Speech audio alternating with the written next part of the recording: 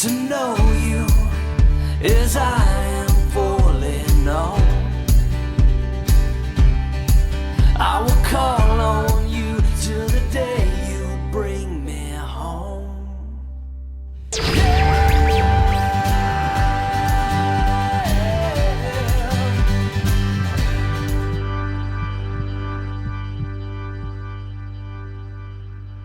Hello and welcome to Worship Arts Clinics TV. My name is John Parrott and I am the Worship Arts Director of Discovery Church in Orlando, Florida. Well, last week you had the privilege to meet one of my sidekicks, and this week you're going to have the privilege to meet another one.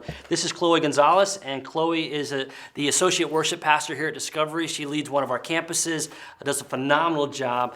She truly, I believe, is working in the giftings God has given her, which we've been talking about. God has given her some amazing spiritual gifts, and part of what I love working with Chloe about is the fact that our gifts complement each other. So things that she's gifted in are different than what I'm gifted in, and Paulo as well, and that's really what brings synergy to a team, and we'll talk more about that in episodes to come. But today we're going to be talking about leading worship, not using an instrument.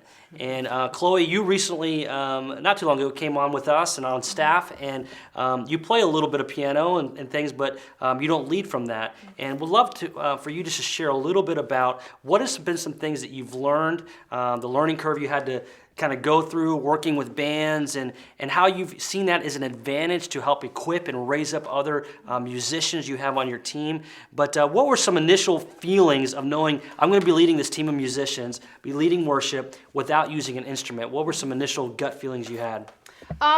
In all honesty, probably fear. As a musical person and as a singer who has spent time on the technical side from more of the vocal perspective, I think that's been my focus, and I think we become accustomed to being accompanied in a solo kind of a role, but it's very different than, as you're saying, leading a band. And I think that was where the fine line was challenging for me initially, is do I have the chops for this, and how do I turn what I understand musically into something that can truly lead other people, that they feel safe coming into an environment where I am running the train, even though I'm doing it either verbally or with hand signs. How can I make everybody feel like we're going on the same track effectively without wasting people's time? Yeah. What were some things that you had to be strategic about in your preparation for rehearsals? Obviously, leading from an instrument, and I've done both, and I think it's good. Here's a little side note: if you lead always from an instrument, take a couple weeks where you lead without an instrument. It's a totally different feeling. It gets you out of the comfort zone of being behind something, and it does something fresh and new, I really believe, within your soul as a leader.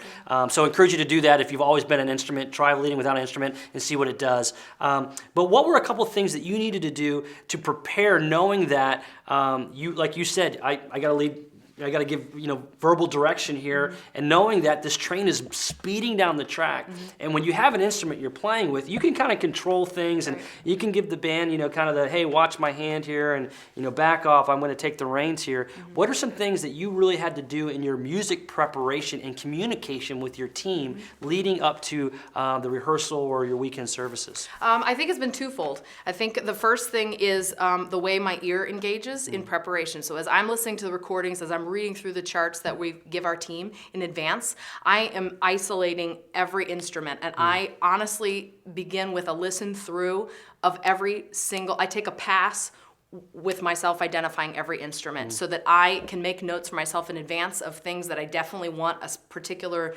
musician to key in on if they miss it themselves. And a lot of times it has to do with a transition or the way that a couple of instruments play off one another in the whole of the chart. So I'll make notes for myself by doing those passes of listening. And then additionally, I support myself. We have strong people on our team, and I look for someone every week that I feel like can be a second pair of ears for me. And it tends to be a guitar player most of the time, simply because as a rhythm instrument, I feel like they can dial into what I might be missing as I'm also trying to pay attention to vocals. And so I will look for that person. So in addition to my set of ears, I've got a second set of ears listening, and I will reference that person if need be. If I feel like I've missed something because I've been so focused on a bass player or a drummer, I'll ask a guitar player, was there anything missing or anything that you feel like as a whole we could focus on?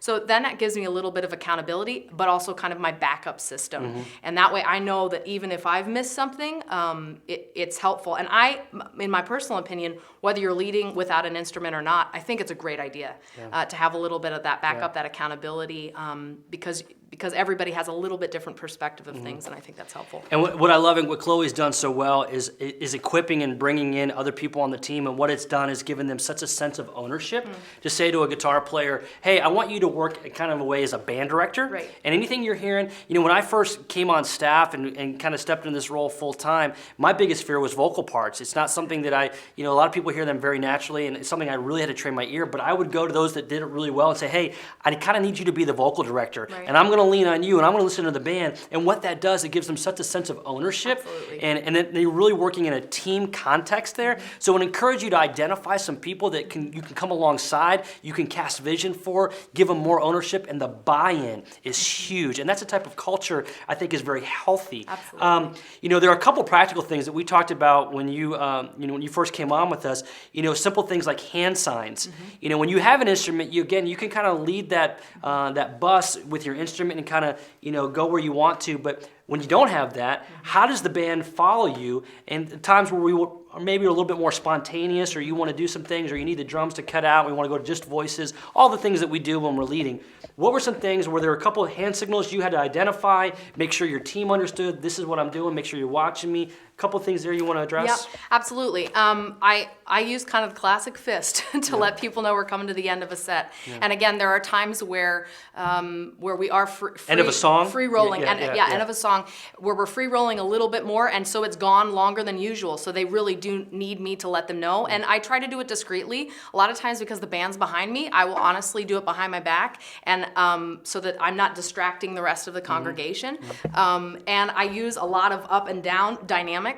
Because a lot of times in the middle of a service, you'll sense that the Lord's doing something a little sweeter, more intimate, and you want your drummer to pull out or something. And I'm not scared to make eye contact, honestly, with what's going on. When you sense what God's doing in the room, I turn and make eye contact with people. And I really ask my drummer at all times to keep his eyes on me, because in addition to drumming, our drummers also lead our click tracks. They run all of our clicks and sequences. And so it's helpful. I feel like if he and I are in cahoots with what's going on, then everybody seems to follow. And not only do we do this during services, but we practice this behavior during our rehearsal times. So then when we're coming into a service on a Sunday morning, this is already part of the way that we function. It's like breathing for us. We've got a rhythm for how this transition in the moment works. And so it's not a last minute thing they're trying to catch up with, but it's a flow that they already understand kind of naturally through our process. Yeah, so making sure you identify just some signals for the band, so that you've got your guys watching you. I've got my foot stomp, and I kind of do things with my guitar and my feet.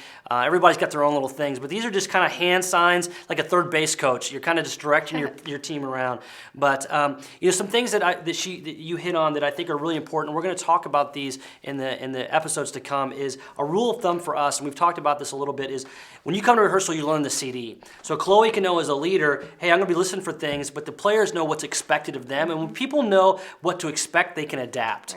To make sure that you come learning the CD, that's where we start from. And then Chloe or Paulo or myself or any other worship leaders, yourself, can make adaptations as you go along. The second part of that that's really important is rehearsals. Rehearsals. You rehearse as if it's the real thing, so when the real thing happens, you're not thinking about the rehearsal, you're just in the moment and you're in the flow. So we're going to talk about in episodes to come how to run a constructive rehearsal. So Chloe, thank you so much for being with us today, and you're going to be seeing a lot of her. Hope this was helpful for you. We'll see you next Monday as we launch our next episode. Take care. Yeah.